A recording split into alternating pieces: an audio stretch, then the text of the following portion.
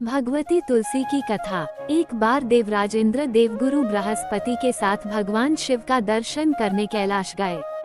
महादेव ने दोनों की परीक्षा लेनी चाहिए, इसलिए रूप बदलकर अवधूत बन गए। उनके शरीर पर कोई वस्त्र न था। उनका शरीर जलती हुई अग्नि के समान धधक रहा था और अत्यंत भयंकर नजर आते थे। अवधूत दोनों के रास्ते में खड़े हो गए। इंद्र ने एक विचित्र पुरुष को रास्ते में खड़े देखा तो चौंके। इंद्र को देवराज होने का गर्व घेरने लगा। उन्होंने उस भयंकर पुरुष से पूछा, तुम कौन हो? भगवान शिव अभी कैलाश पर विराज रहे हैं या कहीं भ्रमण पर हैं? मैं उनके दर्शन के लिए आया हूँ। इंद्र ने कई प्रश्न किए, लेकिन वो पुरुष योगियों के समान मौन ही रहे। इंद्र को लगा कि एक साधारण प्राणी उनका अपमान कर रहा है। उनके मन में देवराज होने का अहंकार उपजा, जो क्रोध में बदल गया। इंद्र ने कहा, मेरे बार बार अनुरोध पर भी तू कुछ नहीं बोलकर मेरा अपमान कर रहा है। मैं तुझे अभी दंड देता हूँ। ऐसा कहकर इंद्र ने वज्र उठा लिया। भगवान शिव ने वज्र को उसी समय स्तंभित यानी जड़ कर दिया। इंद्र की बांह अकड़ गई। भगवान अवधूत क्रोध से लाल हो गए। बृहस्पति उनके चेहरे पर आई क्रोध की ज्वाला को देखकर समझ गए कि ऐसा प्रचंड स्वरूप महादेव के अतिरिक्त किसी का नहीं हो सकता। बृहस्पति शिवस्तुति गाने लगे। उन्होंने इंद्र को भी महादेव के चरणों में लेटा दिया और बोले, प्रभु इंद्र आपके चरणों में पड़े हैं, आपके शरणागत हैं। आपके ललाट से प्रकट अग्नि इन्हें जलाने को बढ़ रही है। हम शरणागतों की रक्षा करें। बृहस्पति ने विनती की, प्रभु भक्तों पर आपकी सदा कृपा बरसती है।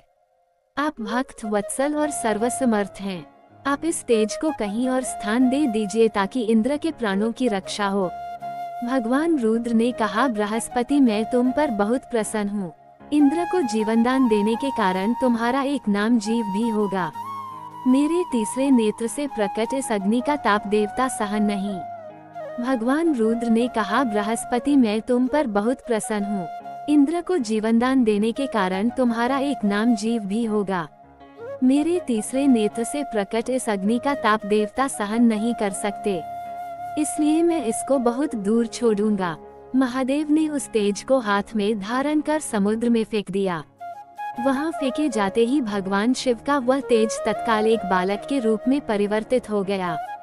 सिंधु से उद्भव होने के कारण उसका नाम सिंधुपुत्र जलंधर प्रसिद्ध हुआ। जलंधर, जिसका नाम शंखचूड़ भी हुआ, शिव के तेज से उत्पन्न हुआ था। इस कारण परम शक्तियों से संपन्न था। वह देवों से भी ज्यादा शक्तिवान था। वो उस तेज से पैदा हुआ था जो इंद्र को समाप्त करने वाला था, इसलिए असुरों ने उसे अपना राज बनाया। अवधूत रूप में ये लीला करने के बाद महादेव अंतर्धान हो गए।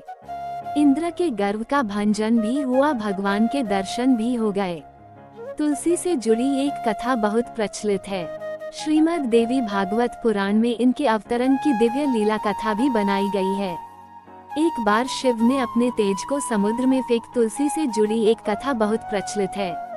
श्रीमद् देवी भागवत पुराण में इनके अवतरण की दिव्य लीला कथा भी बनाई गई है। एक बार शिव ने अपने तेज को समुद्र में फेंक दिया था। उससे एक महातेजस्वी बालक ने जन्म लिया।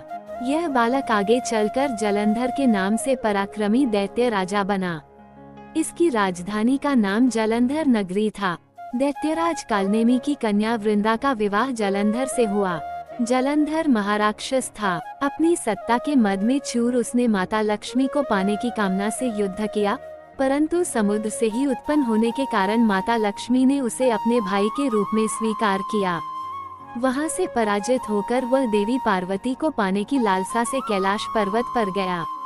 भगवान देवाधिदेव शिव का ही रूप धरकर माता पार्वती के समीप गया, परंतु माँ ने अपने योगबल से उसे तुरंत पहचान लिया तथा वहां से अंतर्ध्यान हो गईं। देवी पार्वती ने क्रुद्ध होकर सारा वृतांत भगवान विष्णु को सुनाया। जलंधर की पत्नी वृंदा अत्यंत पतिव्रता स्त्री थी। उसी के पतिव्रत धर्म की शक्ति से जलंधर न तो मारा जाता था और न ही पराजित होता था। इसलिए जलंधर का नाश करने के लिए वृंदा के पतिव्रत धर्म को भंग करना बहुत जरूरी था। इसी कारण भगवान विष्णु ऋषि का वेश धारण कर वन में जा पहुँचे, जहाँ वृंदा अकेली भ्रमण कर रही थी।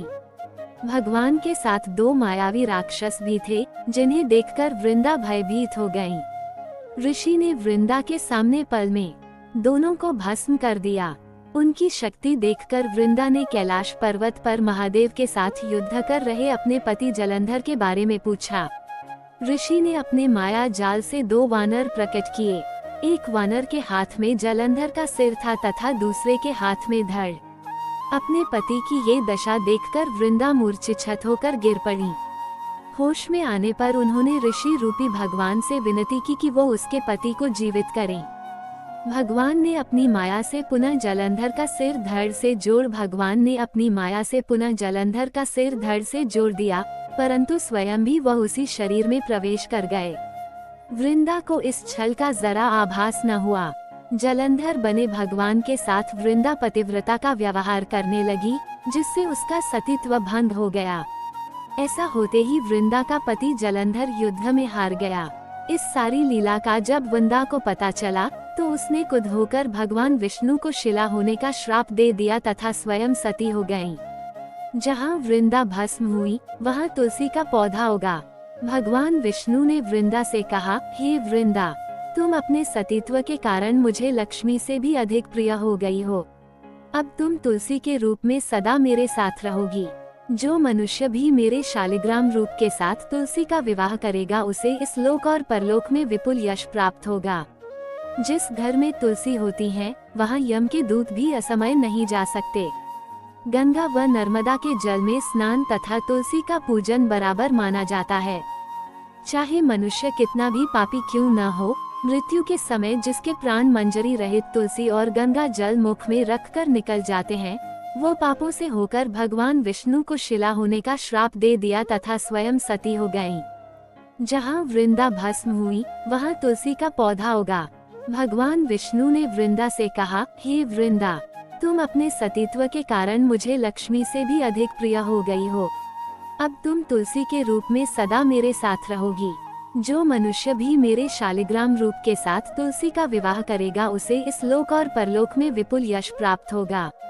जिस घर में तुलसी होती है वहाँ यम के दूत भी असमय नहीं जा सकते। गंगा व नर्मदा के जल में स्नान तथा तुलसी का पूजन बराबर माना जाता है। चाहे मनुष्य कितना भी पापी क्यों न हो, मृत्यु के समय जिसके प्राण मंजरी रहित तुलसी और गंगा जल मुख में रखकर निकल जाते हैं, वो पापों से मुक्त होकर वैकुंठ धाम को प्राप्त होता है। जो मनुष्य तुलसी व आंवलों की छाया में अपने पितरों का श्राद्ध करता है, उसके पितर मोक्ष को प्राप्त हो जाते हैं। उसी दैत्य जलंधर की यह भूमि जलंधर नाम से विख्यात है। सती वृंदा का मंदिर मोहल्ला कोट किशनचंद में स्थित है। कहते हैं इस स्थान पर एक प्राचीन गुफा थी जो सीधी हरिद्वार तक जाती थी। उम्मीद है कि आपको जानकारी पसंद आई होगी। वीडियो अच्छी लगी तो वीडियो को लाइक करें और चैनल पर पहली बार आते हैं तो सब्सक्राइब करना ना भूले। धन्यवाद।